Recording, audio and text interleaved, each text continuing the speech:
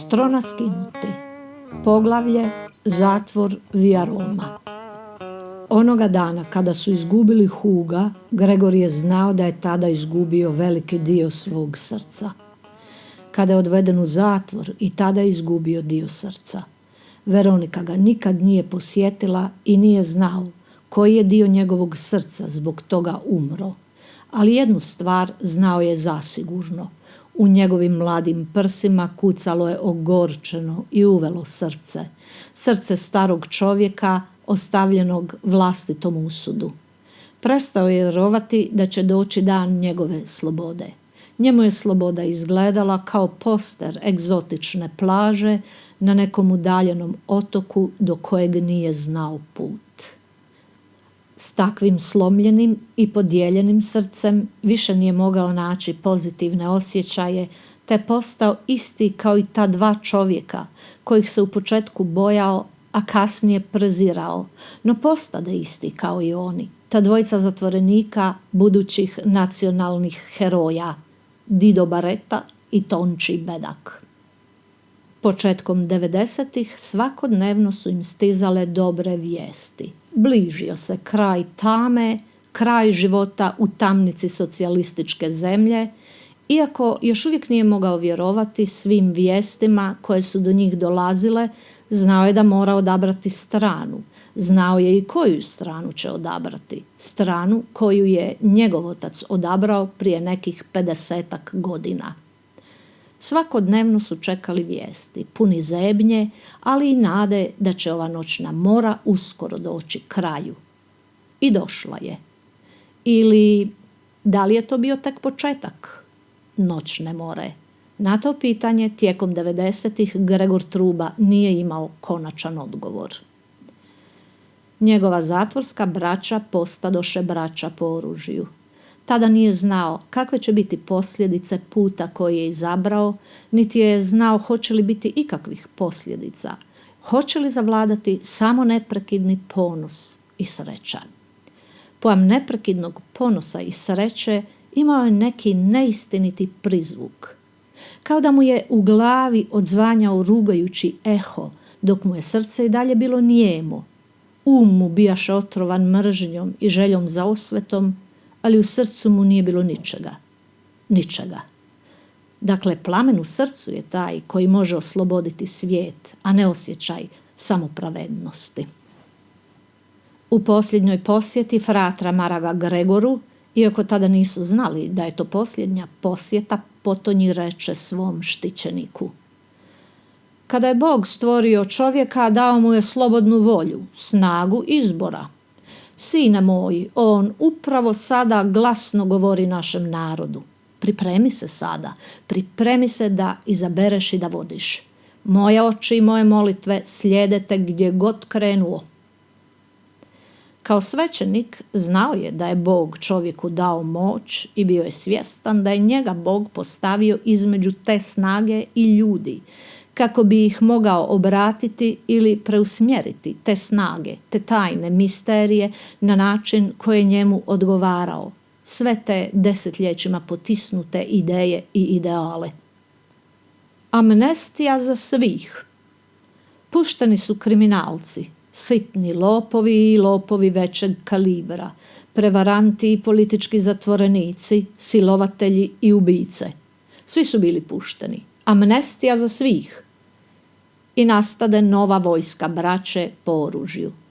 1000 zatvorenika na slobodi, zahvalnih, žednih osvete i krvavih pohoda.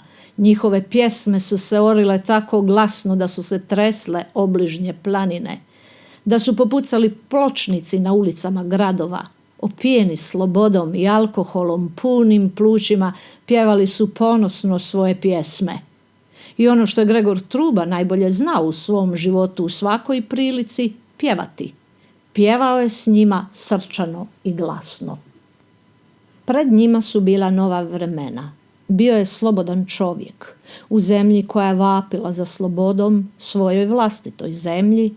Zato ponosno je pjevao pjesme koje su njegovom ocu bile zabranjene pjevati samo 10 godina ranije. Glasno, ponosno pjevao je Gregor Truba. Trojica njih, trojica zatvorskih heroja, Bareta, Bedak i Truba u novim uniformama, uglačanih cipela s malim baretkama na visoko uzdignutoj glavi sa osjećajem pripadnosti novonastalom bratstvu. Kada je prešao kućni prag, majka Elsa pade na koljena, zagrli mu noge i kroz suze reče: "Pobjedili smo, već smo pobjedili." Fratar Marag reče: "Puno nas je." Gregorov otac Anton ni riječ ne izusti. Samo se smiješio. Njegovo je vrijeme došlo. Uvijek je znao da će doći, ali najveći ponos bio je njegov sin, rame uz rame. "Gdje je Veronika?" upita Gregor. "Od kada si otišao u zatvor, od nje niti jedne riječi." "Pa znaš li gdje je otišla?" "Navodno u London." "Možda nije istina, ali tako mi reče susjedov sin. Nikada više nije nazvala, nikada upitala za tebe." Što se s Pijom dogodilo, to Gregor ne bi nikada upitao. Nikada. Vjerovao je da je njegovo mlado srce mrtvo za Piju, jer je u njemu bilo mjesta samo za njegovu domovinu.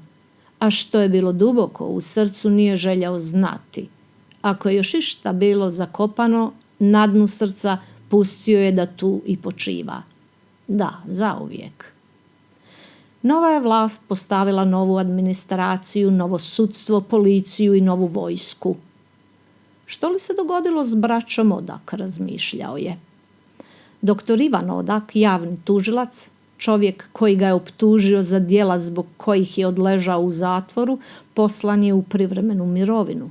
Njegov brat, koji je godinama prije bio prvi Gregorov odvjetnik, kojeg je njegova tadašnja djevojka Pija za njega unajmila, i dalje je ostao raditi kao odvjetnik, no ne više tog ugleda i moći, dok je treći brat obitelji Odak, Simon Odak, bivši ravnatelj kazališta, postao ambiciozan na drugom polju, politici i vojsci. Prodoran i glasan, izlaktašio je svoj put u novu ulogu za koju nije nitko znao da mu je svojstvena. Njihov otac, stari doktor Jure Odak, više nikada nije javno viđen, saznao je Gregor. A njihova majka, Sava Odak, bila je srpske nacionalnosti, svi su to znali. Braći Odak, čista krv nije tekla venama. Da, nikada nije pitao za Piju. I zašto bi?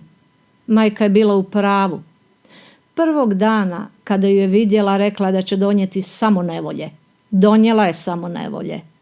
Tog dana Huga je udario automobil, zato jer je on imao oči samo za Piju. Razbio je tu ženu, Lunu, samo zbog Pije, a njegova je sestra otišla bez traga, nitko nije znao gdje je, i vjerovao je majčinim riječima da je Pija bila odgovorna za sve ove nesreće. Donijela je katastrofu njemu i cijeloj obitelji. Ali ta druga žena, ona mu je bila na umu. Ona mu bijaše na umu svakodnevno posljednjih 5 godina. Luna Averna Bonifacio. Postoji li još njezina galerija, pitao se. Bareta je rekao da je Luna jedina žena u gradu koju nije imao, zar nije? Njegove misli nastaviše se u tom slijedu, a potom glasno progovori. Ohola sebična kujetina. Dok je polako naglašavao svaku riječ, na usnama mu je titrao mali osmijeh, a potom opet glasno izgovori. Došlo je vrijeme da naplatim račune.